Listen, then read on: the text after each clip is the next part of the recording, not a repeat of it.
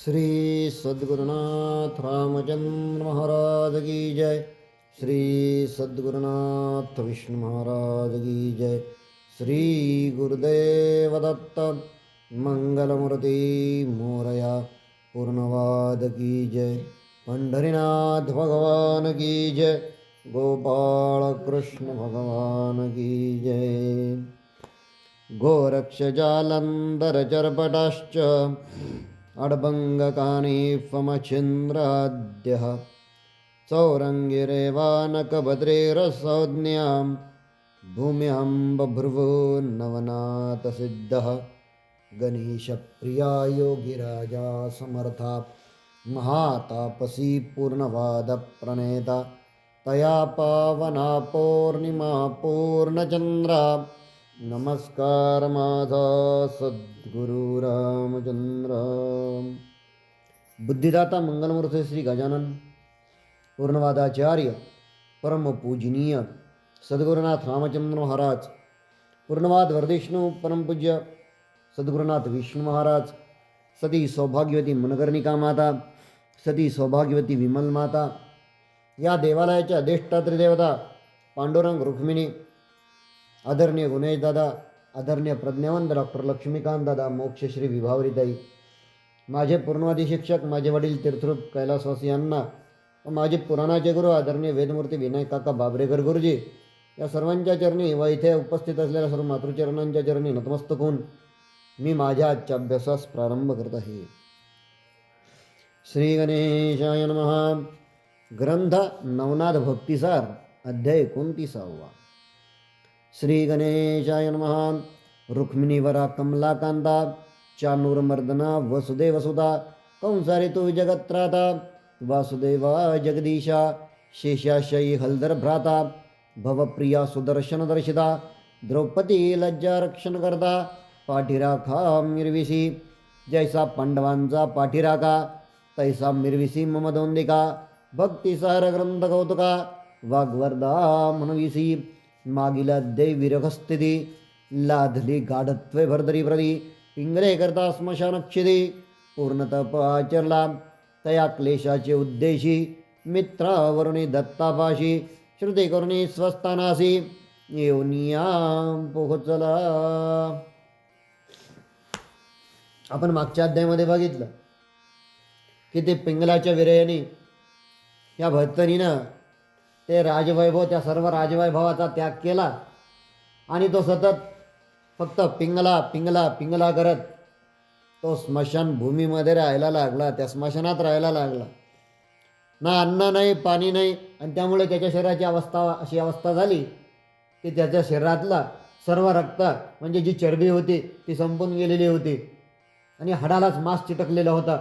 डोळे खोल गेलेले होते, डोळ्याभोवती काळेवरण आलेले होते, दाढी वाढलेली, जटा वाढलेल्या, आणि अशा अवस्थेत एका भ्रमिष्ठासारखा तो सतत दिवस रात्र चालू फक्त पिंगला पिंगला पिंगला पिंगला.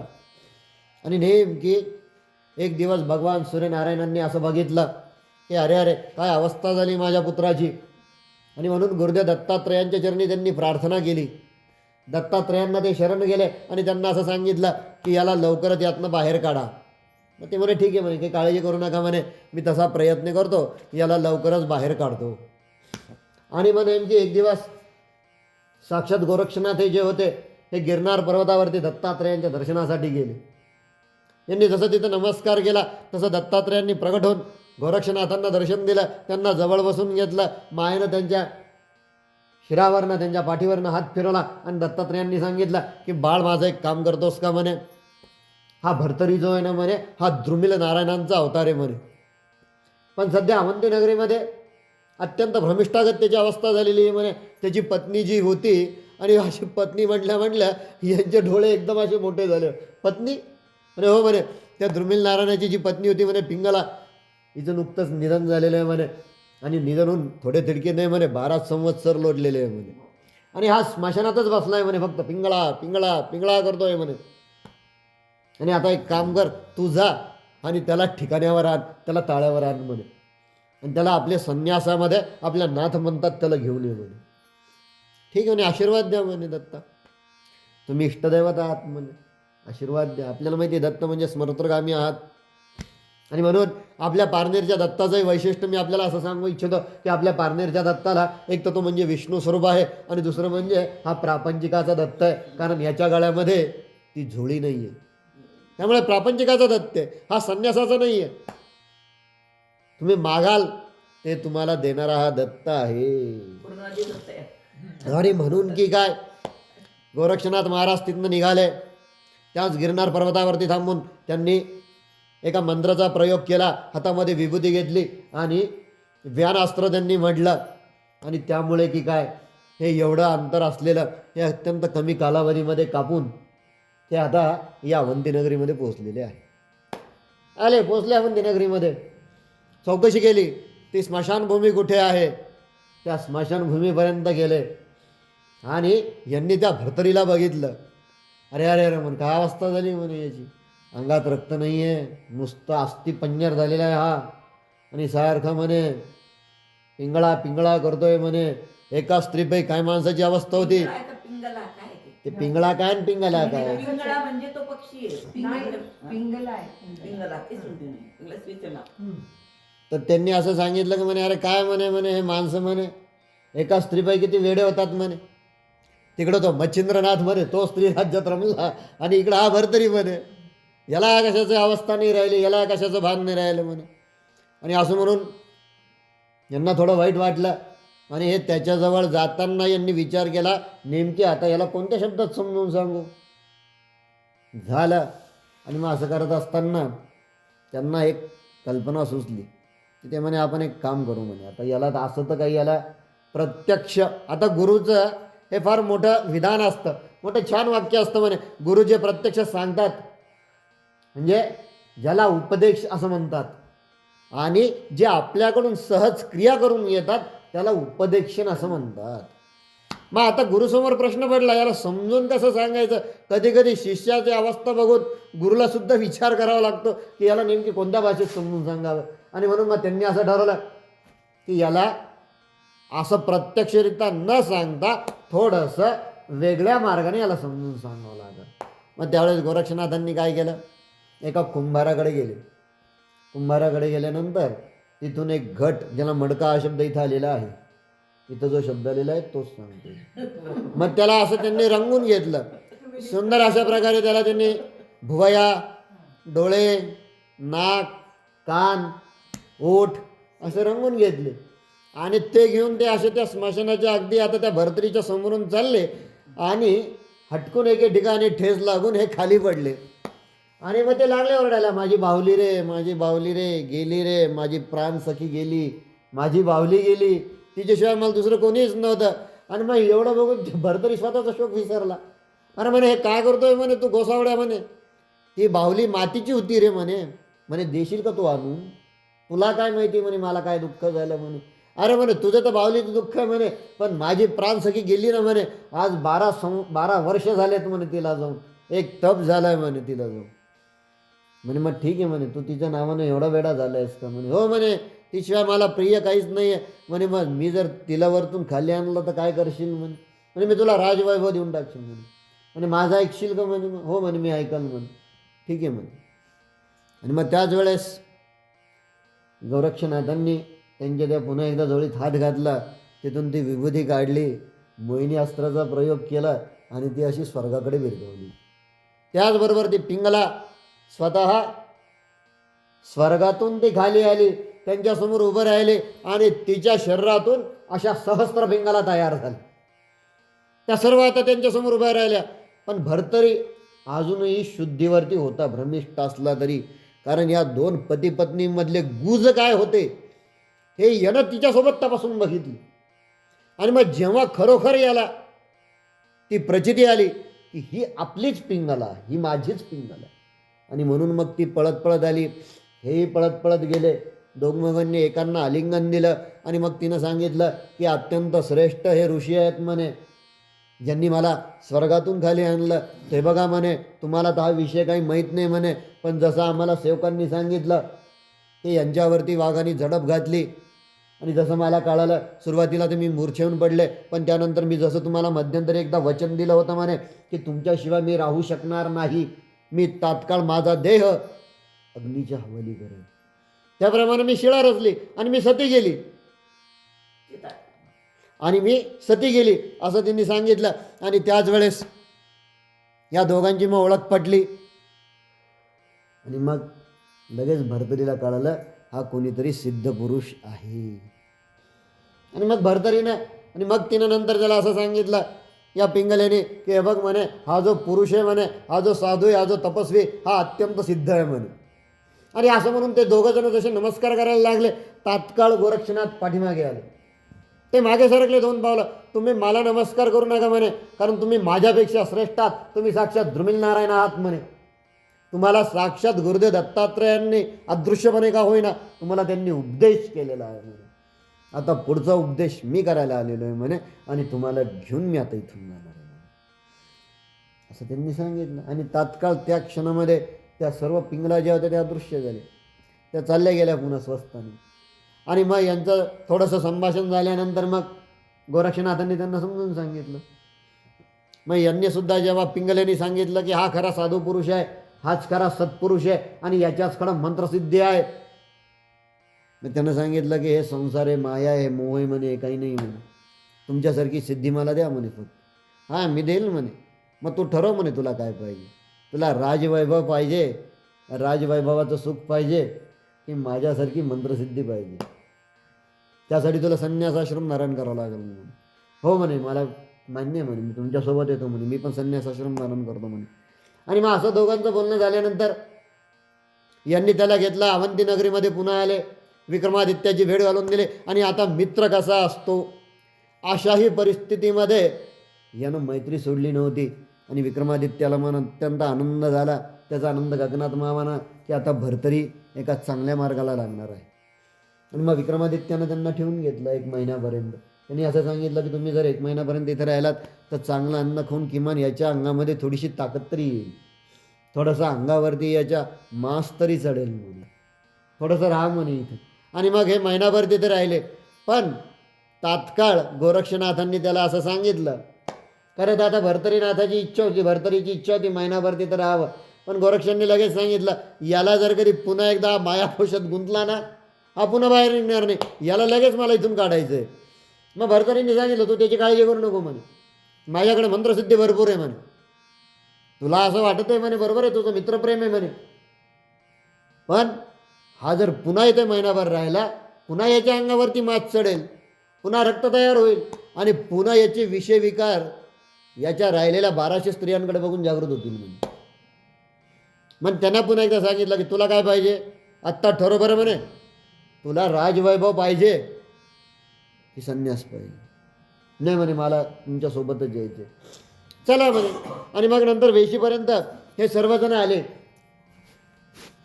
कोण कोण आला? विक्रमादित्य आला, विक्रमसेन राजा आला, त्या राजाची असलेली विक्रमादित्याची ती पत्नी आली, जिचं नाव सुमेधा असं होतं.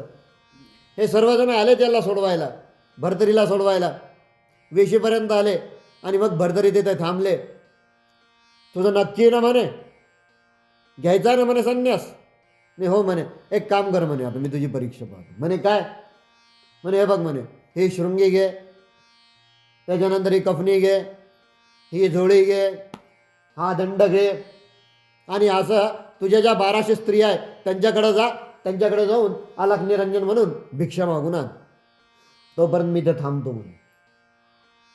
आणि जर या माझ्या परीक्षेत तू पास झाला तर विक्रमादित्याला साक्ष ठेवून मी तुला आत्ता या क्षणी मी तुला दीक्षा देतो, जा म्हणे. गेले,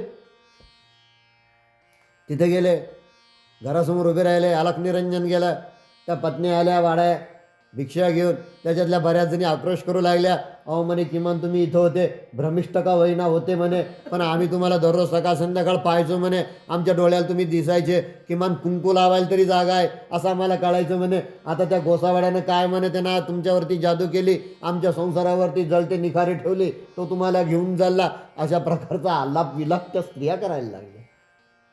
आणि मग यानं त्याचा स्वतःचा तो दंड उगारला, त्याला निघा म्हणे, मी तुमच्यामध्ये रमणारा नाही आहे म्हणे, चाललो म्हणे मी निघून म्हणे. आणि असं म्हणून हे निघून आले. आणि पुन्हा एकदा तिथं बाहेर आल्यानंतर त्यांनी पुन्हा एकदा गोरक्षनाथांच्या चरणावरती नमस्कार केला आणि त्यांना सांगितलं की मी आता तयार आहे, मला तुम्ही दीक्षा द्या. आणि मग गोरक्षनाथांनी त्यांना असं सांगितलं की तुम्हाला दीक्षा देणारे साक्षात गिरनार पर्वतावरती आपल्या दोघांची ते वाट बघत आहेत म्हणे. ते थांबलेत म्हणे आपल्यासाठी. आणि असं म्हणून आता हळूहळू हळूहळू हे दोघंजणं चाललेले.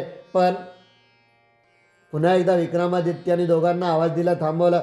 म्हणे महाराज आपण आता एवढ्या दूरवरचा प्रवास करणार आहे आणि हात तर पूर्णपणे आशक्त झालेला आहे. म्हणे मी तुम्हाला सांगितलं होतं म्हणे की महिनाभर तुम्ही थांबा, महिनाभर थोडंसं याच्या अंगावरती चांगलं चुंगलं खाऊन थोडंसं रक्त मांस चढेल आणि मग याला अंगात ताकद येऊन तुम्ही नंतर याला घेऊन जा. त्याची काळजी करू नको म्हणे, आमच्याकडे आहे म्हणे. आणि असं म्हणून त्यांनी पुन्हा एकदा त्यांच्या त्या झोळीमध्ये हात घातला, थोडी विभूती काढली आणि मंत्र म्हणून तो मंत्र पुन्हा एकदा ते विभुळीचं त्रिपुंड्र यांचे जसं भाळी लावलं तसं यांच्या अंगात, म्हणजे शरीर तर तसंच होतं पण एक नवीन तरतरी आली. आणि मग गोरक्षनाथांनी त्यांना असं सांगितलं की याच्यामध्ये आता एवढी ताकद आलेली आहे, हा एका श्वासामध्ये गिरनार पर्वत चढेल, तुम्ही काळजी करू नका म्हणून मी आहे म्हणे. आता तुम्ही मथुरा आणि अवंती या 2 नगरी तुम्ही सांभाळा, योग्य वेळ आली की पुन्हा आपला भेट होईल. आणि असं म्हणून मग गोरक्षनाथ या भरतरीला घेऊन हळूहळू निघालेत. आता दिसेनासे होता ते हा विक्रमादित्य पुन्हा एकदा आनंदी होऊन हा याच्या राज्यात पुन्हा यानं त्याच्या राज्यात प्रवेश केला. आणि हे दोघंजणं गिरनार पर्वतावर येऊन त्यांनी दत्तात्रेयांची भेट घेतली. तेव्हा दत्तात्रेयांनी या भरतरीला आलिंगन दिलं आणि त्याला जवळ बसून घेतलं. या ठिकाणी हा अध्याय संपन्न होतो. या अध्यायाच्या श्रवणाने अथवा पठवणाने क्षयरोग जो आहे हा बरा होऊन त्रिविध ताप व्यक्तीचे दूर होतात. आणि त्यानंतर आता 30वा अध्याय. आता आले ते गिरनार पर्वतावरती. गिरनार पर्वताच्या या गुहेमध्ये आल्यानंतर तेथे दत्तात्रय आणि त्यांचे हे 2 शिष्य ते म्हणजे भर्तरी आणि गोरक्ष यांचा आता योगशास्त्रातला अभ्यास यांचा सुरू झालेला आहे. ते प्रश्नावरती अनेक त्यांच्या चर्चा चालू आहेत. गोरक्षनाथ सुद्धा त्यांना अनेक प्रश्न विचारतात. ते भर्तरीने तर अक्षरशः यांना भांडवून सोडलेले अनेक प्रश्न विचारून आणि बऱ्याचशा प्रश्नांची उत्तरं दत्तात्रेयांच्या ऐवजी गोरक्षनाथच देत होते. आणि हे बघून दत्तात्रेयांचं मात्र समाधान होत होतं की किती गोरक्षनाथांनी आतापर्यंत प्रगती केलेली आहे. हे ऐकून दत्तात्रय त्यांच्यावरती प्रसन्न होत होते.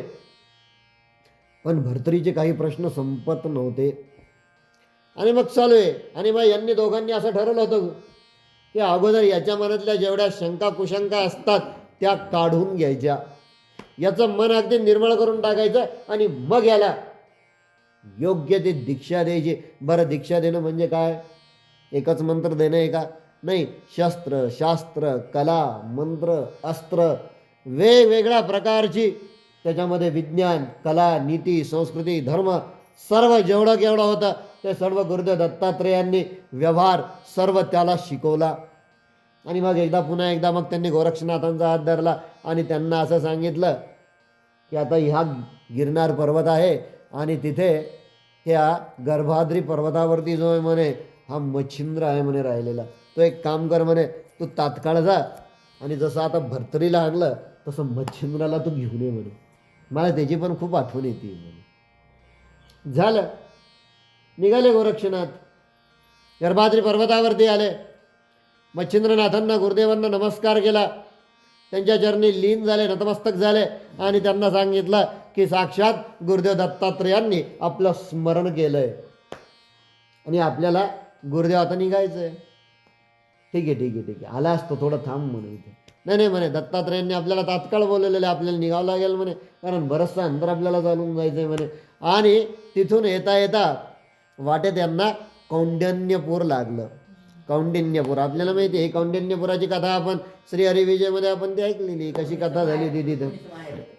झालं, आता यांना कौंडिन्यपूर लागली आणि तिथे आल्यानंतर यांनी एक राजबिंड तरुण जो होता, हा तरुण ज्याला 2 हात नव्हते असा तरुण नगराच्या मधोमध विव्हळत असलेला यांना तो दिसला. अत्यंत राजबिंड असल्या तो प्रकारचा तो तरुण होता. तेव्हा जेव्हा गोरक्षनाथांनी त्याची चौकशी केली की नेमकी हा राजबिंडा तरुण या भर चौकात नेमकी कसा अशा अवस्थेत आहे, तेव्हा त्याला असं कळालं की कौंडिन्यपूरचा राजा जो होता शशांकर, याचा हा मुलगा ज्याचं नाव कृष्णागर असं होतं, हा राजपुत्र आहे म्हणे. पण याच्याकडून एक अपराध झाला म्हणून आज हा अशा अवस्थेत आहे. आता हळूहळू हळूहळू तर आपल्या मला असं वाटतं आपण 6व्या-7व्या नाथनगडपर्यंत आपण आता चाललेलो आहेत. आणि मग हा शशांकर नावाचा राजा होता. हा पुष्कळ वर्षापर्यंत हा बिचारा निपुत्रिक होता. याला पुत्रप्राप्ती काही होत नव्हती. पण दोन्हीही बिचारे पती आणि पत्नी, राजा आणि राजा, राजा आणि राणी हे अत्यंत सात्विक, सुशील आणि धार्मिक वृत्तीनं राहत होते. प्रत्येक घटनेला ईश्वरावरती सोपवून ते यांचं जीवनयान संपन्न करत होते. आणि त्याच वेळेस तिला राजा जेव्हा राणीला असं बोलला की नेमकी कशामुळे आपल्याला पुत्रप्राप्ती होईल, त्यावेळेस राणीनं असं सांगितलं की भाग्यात नसेल तर मनाला क्लेश कशाला करून घेता म्हणे, जे व्हायचं असेल ते होईल म्हणे, फक्त तुम्ही त्या ईश्वरावरती निष्ठा ठेवा. आणि मग असं सांगून शेवटी त्याच्या अंतःकरणात एक इच्छा आली की दक्षिण दिशेला जे रामेश्वर आहे तिथे जाऊन आपण भगवान शिवाची ही थोडी आराधना करावी. असं राजाच्या मनात आलं आणि त्यानं पत्नीची परवानगी घेतली. अगं म्हणे माझ्या मनात अशी इच्छा आहे म्हणे की शिवाच्याच कृपेने आपल्याला पुत्रप्राप्ती व्हावी, नवे नवे आपल्याला शिवतेजस प्राप्त व्हावं अशी माझी इच्छा आहे. बघूया आता आपल्या भाग्यात किती आहे. आणि मग तिनं सुद्धा त्यांना परवानगी दिली. जा म्हणे महाराज, तुम्हाला जितक्या वर्षी जायचं तितक्या वर्षी राहा, पण तुम्ही येऊस तर मी सुद्धा निष्ठेनं शिवनामाचा मी जप करेन. आणि आपण जे म्हणे मंत्र्यांच्या भरोशावरती राज्य सोडून देऊ, त्यामुळे तुम्ही निश्चिंत राहा आणि सोबत एखाद दोन सेवेकरी तुम्ही घेऊन जा. ठरलं दोन्ही पती पत्नींचं. आणि राजा निघाला. काही विश्वासू सेवक घेऊन राजा मंदाकिनीसह दक्षिण दिशेला जात असताना वाटेत कृष्णा व तृंगभंगा नद्यांचा जो संगम होता त्या संगमाच्या एका गावी राजाने रात्री मुक्काम केला. आणि त्यावेळेस राजाने असं ठरवलं की आताचं जे आपलं आचरण आहे हे पूर्ण राजवैभवात गेलेलं आहे, पण आपल्याला जर पुत्रप्राप्ती करून घ्यायची असेल तर थोडंसं ज्याला म्हणतात देहदंड, देहक्लेश, देहाला यातना करून त्या ईश्वराचं नामस्मरण करावं. असाही एक पंथ आजही अस्तित्वात आहे की स्वतःच्या देहाला क्लेश करायचं. स्वतःच्या देहाला क्लेश झाला म्हणजे त्या क्लेशाच्या मार्फत भगवानाची आठवण होते, देवाची आठवण होते, त्याचं स्मरण होतं. आणि म्हणून की काय, कुंतीला जेव्हा भगवान श्रीकृष्णांनी विचारलं तुला काय पाहिजे, तेव्हा आपल्याला माहिती कुंतीनं काय मागितलं होतं.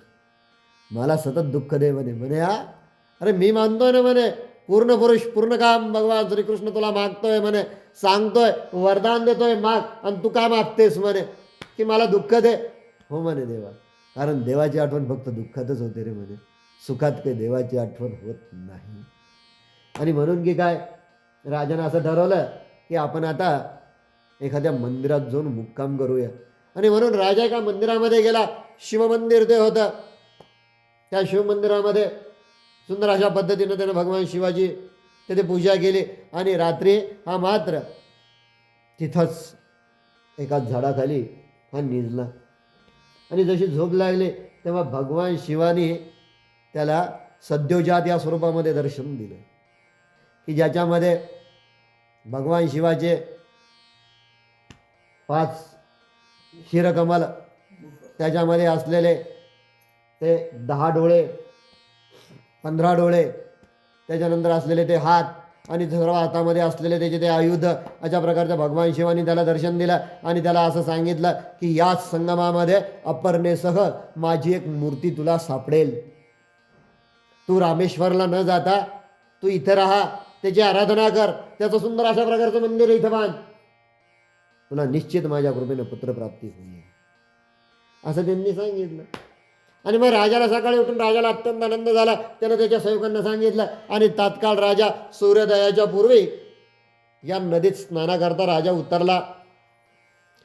जसं सूर्याला अर्घ्य देण्यासाठी त्यानं दोन्ही हात असे त्या नदीमध्ये घातले आणि जसे त्याच्या त्या वालुकामध्ये त्या वाळूमध्ये त्याचे हात गेले आणि वरती हात काढले, तसं सुंदर अशा प्रकारचं एक शिवलिंग त्याच्या हाती लागलं. ते शिवलिंग हाती लागल्यानंतर त्यानं त्या शिवलिंगाला नमस्कार केला.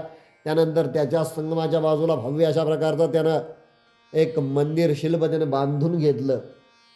तिथे त्याची मोठी प्राणप्रतिष्ठापना केली आणि तेथे मग भगवान शिवाची प्राणप्रतिष्ठापना करून हा राजा स्वतः तिथे राहायला लागला. आणि त्या मंदिराला संगमेश्वर असं त्यांनी नाव दिलं. आता हा राजाला पुत्र मिळाला कसा, आता याची एक सुंदर अशी कथा आहे की या संगमावरती या मित्राचार्य नावाचा एक ब्राह्मण राहत होता. त्याच्या स्त्रीचं नाव होतं शरयू.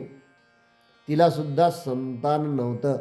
पुढं असं झालं की भगवान शंकर आपल्या गणांसह कैलास पर्वतावरती हे बसलेले असताना एक सुरोचना, मध्यंतरी आपण सुरोचन गंधर्व बघितलं. आता ही सुरोचना नावाची एक अप्सरा होती आणि ही अप्सरा नृत्य करत होती भगवान शिवा आणि पार्वतींसमोर. इथं नृत्य चालू होतं, पण नृत्य करता करता भगवान शिव अत्यंत, आपल्याला माहिती की प्रज्ञावंत वगैरे हे जेव्हा शब्द आपल्या अंतःकरणात येतात तेव्हा फक्त आपल्या सर्वांना अत्यंत निश्चल अशी आठवते ती भगवान शिवाची मूर्ती. आणि अशा अवस्थेत भगवान शिव बसलेले असताना, हे नृत्य करत असताना नेमकी हिच्यामध्ये कामभाव जागृत झाला भगवान शिवांविषयी. आणि जी अंतःकरणामध्ये अशी इच्छा आली की काय भगवान शिव दिसतात आहे, यांचा आपल्याला सहवास लाभावा, अशी कामना तिच्या मनामध्ये आली. आणि त्याच वेळेस भगवान शिवानी नेमकी हिच्या अंतःकरणातला तो भाव ओळखला आणि तसंच तिला थांबून तिला शाप दिला त्या अप्सरेला की तू पृथ्वीवरती जन्म घे, जा. मग ती उशाप मागायला लागली, ती म्हणायला लागली की क्षमा करा महाराज, क्षमा करा, क्षमा करा, माझ्याकडून चुकून असं झालं. ठीक आहे म्हणे, मी तुला क्षमा करतो म्हणे. मी तुला उशाप असा देतो की ज्या दिवशी माझ्या शरीराचा स्पर्श, माझ्या हाताचा स्पर्श तुझ्या हातांना होईल, त्या वर्षी मात्र तू पुन्हा एकदा स्वर्गात येशील. तर झालं. आता हे जे चालू होतं त्यावेळेस उशाप मागितला, तू माझी आराधना कर आणि त्यानंतर तू येशील इथे, असं तिला सांगितलं. आणि त्याचबरोबर जे होतं, याच नदीच्या पात्रामध्ये आपल्याला माहिती आहे नंतर मग त्याला मुलगी झाली. ती मुलगी झाल्यानंतर तिला जशी ती पुत्री झाली, ती पुत्री आता हळूहळू वाढू लागली. आता ब्राह्मणाच्याच घरात तिचा जन्म झालेला असल्यामुळे लहानपणापासून धार्मिक वातावरणात ती वाढत होती. आणि एक दिवस ती 16 वर्षाची असताना एकदा ती भगवान शिवाची आराधना करत असताना तिला दृष्टांत झाला.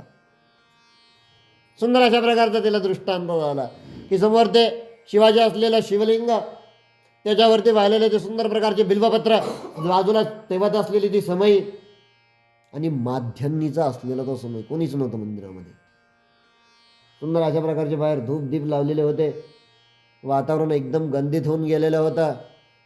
आणि त्याच वेळेस तिला असं जाणवलं की मागून कोणतरी तिला आवाज देते.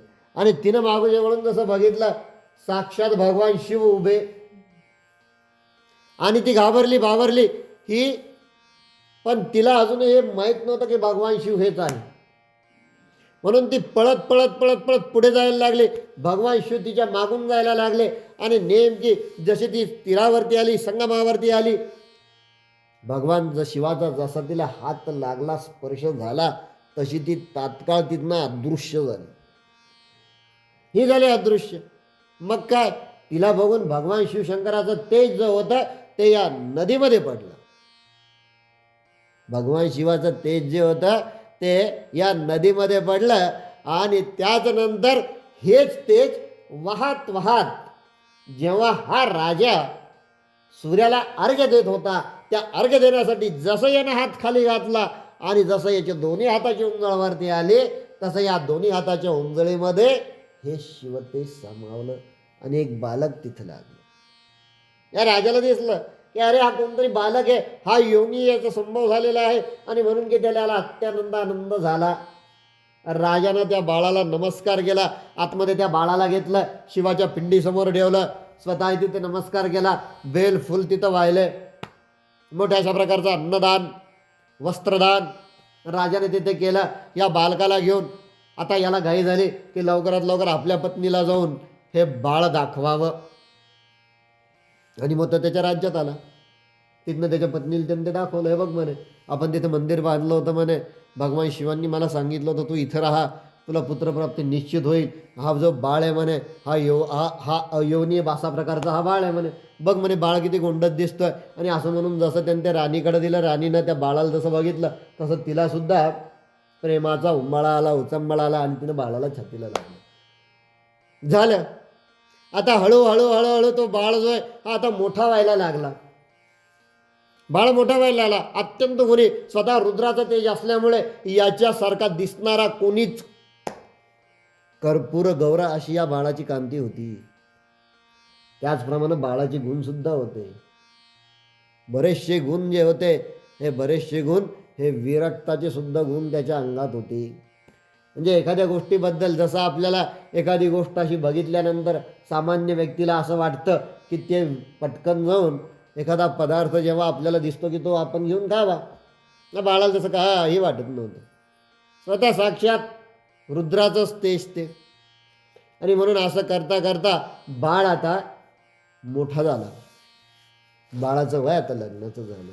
आणि म्हणून की काय, हे चालू असताना या बाळाचा सर्व व्यवस्थित लाड पुरवता झालं असं की नेमकी त्यावेळेस या बाळाची जी आई होती तिचं निधन झालं.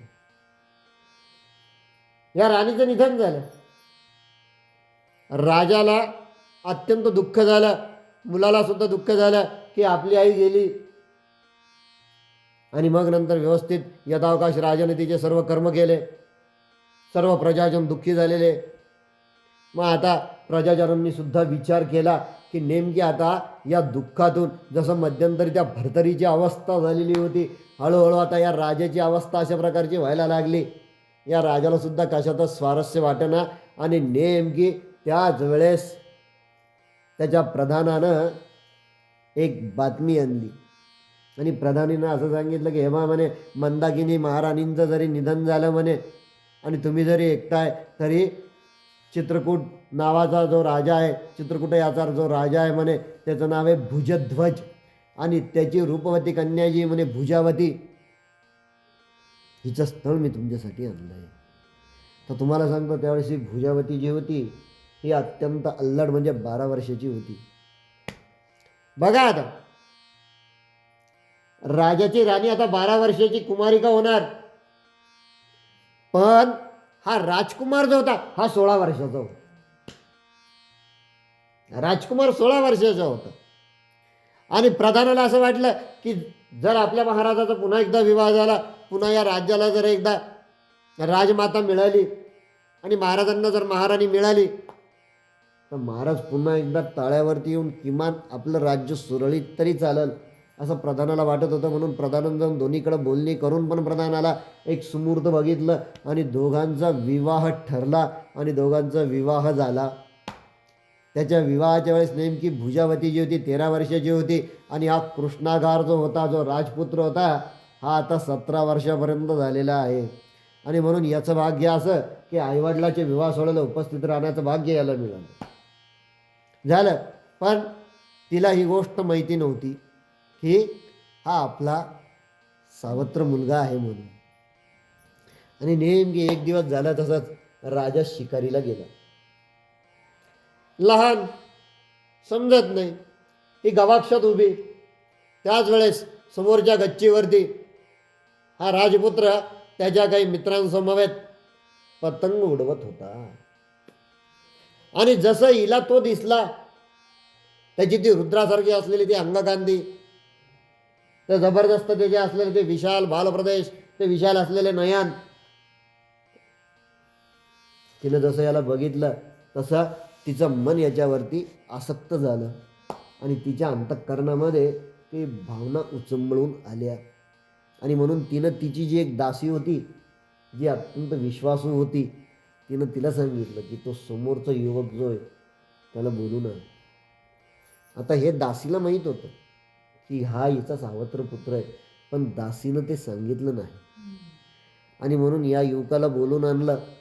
बोलून आणल्यानंतर तो युवक जसा हिच्यासमोर उभा राहिला, हिनं त्या दासीला तिच्या बोटांनी खुणवलं, तो इथून जा. ती दासी निघून गेल्यानंतर मग तिनं त्या युवकासमोर प्रणय निवेदन केलं. त्यावेळेस हा अत्यंत चिडला. कृष्णागार, वेडीस की काय म्हणे, माझी आई लागतीच ना म्हणे तू नात्यात. कधीही गेला, सावत्र जरी असली तरी तू माझी आई असतो म्हणे. त्याच्यामुळं भानावरती राहा म्हणे. असं कुठल्याही प्रकारचं कृत्य मी तुला करू देणार नाही म्हणे.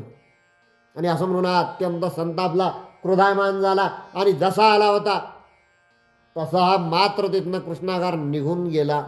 कारण शिवतेज म्हणतात सत्यम शिवम सुंदरम. शिवाला सत्यच आवडतं, शिवाला खोटं आवडत नाही. शिवसुद्धा खोटं खपवून घेत नाही. कृष्णागार निघून गेला तिथनं. मग आता काय करायचं? ही नाराज झाली, ही रडायला लागली आणि त्याच वेळेस तिची दासी होती ती पुन्हा वापस आली आणि तिनं सांगितलं, राजमाता रडू नका म्हणे. आता हा विषय जो आहे म्हणे, जो असा आहे म्हणे, त्या विषयाला आपण आता असं करून टाकू म्हणे. काळजी करू नका म्हणे, तुमची अजिबात मी बदनामी होऊ देणार नाही म्हणे. आपण पुढं काय करणार आहे ते उद्याच्या अध्यायात आपण बघू. आणि या अध्यायाच्या श्रवणाने अथवा पठणाने दृष्टीबाधा होत नाही, ही अध्यायाची फलश्रुती आहे. तर उद्या काय होतं ते आपण आता उद्याच्या अध्यायात बघूया. हरे राम राम राम हरे हरे, हरे कृष्ण कृष्ण कृष्ण हरे हरे, हरे राम राम राम हरे हरे, हरे कृष्ण कृष्ण कृष्ण हरे हरे, हरे राम राम राम हरे हरे, हरे कृष्ण कृष्ण कृष्ण हरे हरे. श्री सद्गुरुनाथ रामचंद्र महाराज की जय. श्री सद्गुरुनाथ विष्णु महाराज की जय. श्री गुरुदेव दत्त मंगलमूर्ति मोरया. पूर्णवाद की जय. गोपाल कृष्ण भगवान की जय. पंढरीनाथ भगवान की जय.